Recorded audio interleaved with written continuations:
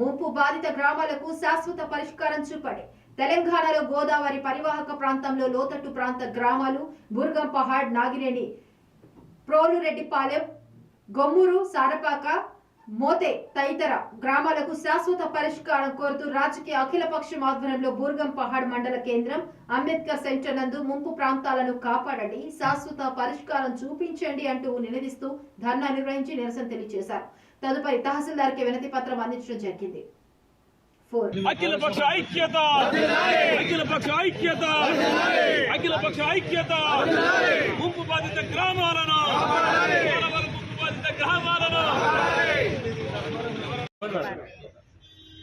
ఈరోజు బుర్గంపాడులో ఏర్పాటు చేసిన ఈ కార్యక్రమానికి వచ్చినటువంటి బుర్గంపాడు అఖిలపక్ష నాయకులకి, పెద్దలకి, ప్రతి ఒక్కరికి పేరు పేరున నమస్కారాలండి. ఈరోజు ఇక్కడ ఎంఆర్ఓ ఆఫీస్లో ఎంఆర్ఓ గారికి మెమోరాండం ఇవ్వడానికి ఇక్కడ ఈ కార్యక్రమం ఏర్పాటు చేయడం జరిగింది.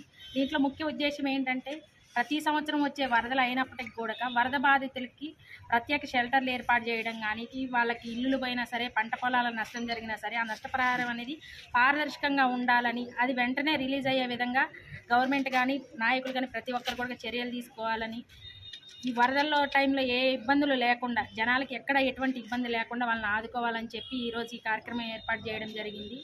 మేమందరం కూడా ఇక్కడ ఉన్న అఖిలపక్ష నాయకులందరూ కూడా జనం తరఫున ఎల్లవెల్లా కూడా సపోర్ట్ ఉంటారని కోరుకుంటూ నాకు ఈ అవకాశం ఇచ్చిన ప్రతి ఒక్కరికి పేరు పేరున ధన్యవాదాలు తెలుపుతున్నాను.